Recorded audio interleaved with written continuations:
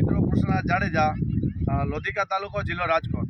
મિત્રો આજે આપણે હકીકતની જે આપણે કહેવાય ને કે સુપર સ્ટોરી એની આપણે 3 મિનિટની અંદર વાત કરવાની છે. એટલે મારા કદાચ ત્રુટી થતું હોય તો માફ કરજો, અધૂરી માહિતી સમજજો. હવે આપણે ગાય આધારિત પ્રાકૃતિક ખેતીની વાત કરવી છે. મિત્રો સૌથી મોટી મુસીબત હોય છે આપણે ગાય આધારિત પ્રાકૃતિક ખેતી કરવા જાય એટલે એક દવાનો કોઈ હર્બિસાઇડનો કે ફંગીસાઇડનો કે પેસ્ટિસાઇડનો ઉપયોગ નથી કરતા. એ પહેલી વાત આવે છે. બીજી વાત છે આપણે જે રસાયણથી દૂર રહેવું એટલે રાસાયણિક ખાતરોનો ઉપયોગ નથી કરતા. તો એ એક મહત્ત્વની વાત એ છે કે અમે જ્યારે જે બીજામૃતથી માંડી આજ સુધીની પહેલી આંતરખેડ અને નિંદામણ આ વ્યવસ્થા મિત્રો મારે તમને ખાસ કહેવાનું છે. જ્યારે આ વસ્તુથી આપણે દૂર થાય છે ત્યારે તમને એક મોટી મુસીબત સામે આવે છે અને બધા જ મારા ખેડૂત મિત્રોને આવે છે. હું અત્યારે તમને જો આ ખડ બતાવું છું, આ જે ખડ રહ્યું પાળામાં છે, તો મિત્રો એના માટે અમારે થોડુંક કલેજે પથ્થર રાખી અને જો આટલા માણસો દ્વારા અમારે હાથથી નિંદામણ કરાવવું પડે છે. પણ એનો બેનિફિટ અમને એ મળ્યો છે કે માંડવીની અંદર અમારે એક પણ છોડવો ખંડ નથી થયો.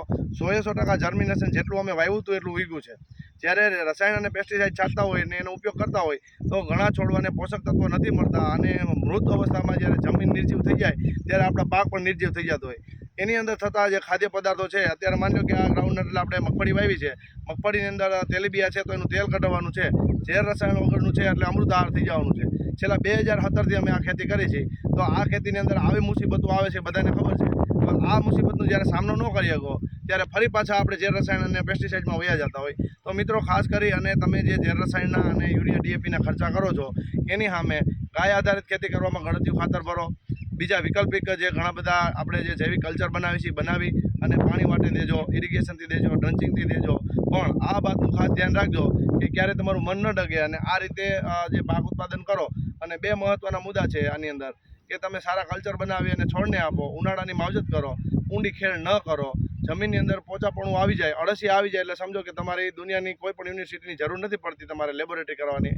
જમીનની અંદર અળસિયા હોવા જોઈએ. તો મિત્રો બીજું અમે જે આંતરખેડ માટે હળવું ટ્રેક્ટર જે પાવર ટીલર છે બતાવજો. આ જે અમે અમારા એફપી દ્વારા નિર્મિત કર્યા છે, આ અમારા લોધિકા ફાર્મર પ્રોડ્યુસર કંપનીમાંથી જે અમે ટ્રેક્ટર બનાવ્યા હતા, છેલ્લા 30 ટ્રેક્ટર હતા એમાં એક ટ્રેક્ટર અમે પણ રાખ્યું લીધું છે.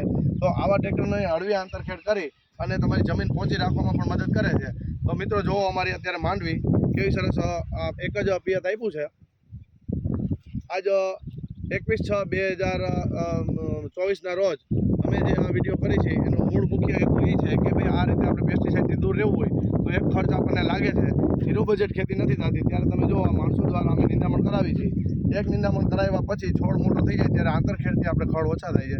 તો મિત્રો આ રીતે ખેતી કરવા માટે તમારે આ બધી વસ્તુનું ધ્યાન રાખવું આવશ્યક છે. ખૂબ ખૂબ ધન્યવાદ. જય ગૌ માતા.